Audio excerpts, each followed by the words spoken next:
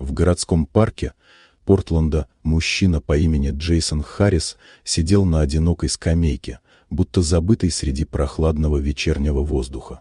Его дорогой костюм потерял прежнюю аккуратность, а ослабленный галстук лишь подчеркивал внутренний разлад. Телефон в руках то вспыхивал, то гас, принося новости от юристов и сотрудников, но Джейсон уже не реагировал. Весь день рухнул на него как лавина. Расследования, бумаги, доказательства, предательство человека, которому он доверял больше всех. 12 лет работы оказалось достаточно, чтобы все связи оборвались в одно мгновение.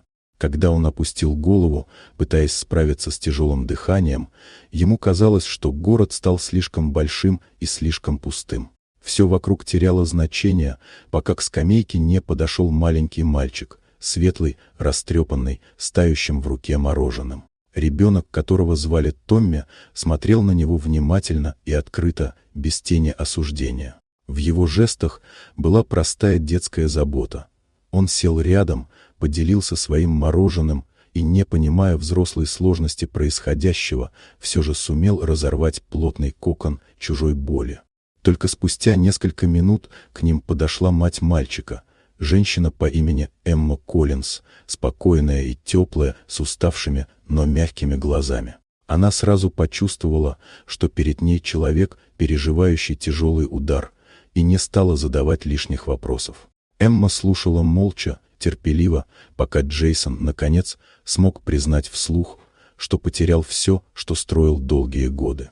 В ее присутствии не было жалости, лишь удивительная способность создавать пространство, в котором боль становилась переносимее. Томми сидел рядом, болтая ногами и наблюдая за ними так серьезно, что на лице Джейсона впервые за долгое время появилась слабая улыбка. Эмма предложила ему зайти к ним домой выпить горячего чая, будто это было чем-то совершенно естественным. И в этот момент мужчина понял: иногда достаточно случайной доброты, чтобы снова сделать вдох. Когда они втроем пошли по дорожке парка, Джейсон ощутил легкость, которую давно забыл. Ему еще предстояло вернуть свое имя, восстановить компанию и начать борьбу заново. Но вечерний Портленд уже не казался таким бесконечно чужим, потому что рядом шагали оба человека, ставшие для него первой опорой в тот момент, когда он был готов сдаться. Вот такая удивительная история. Дорогие друзья, напишите в комментариях, откуда вы смотрите это видео. А если вам понравилось видео, поставьте лайк, а также подписывайтесь на канал, впереди еще много интересного.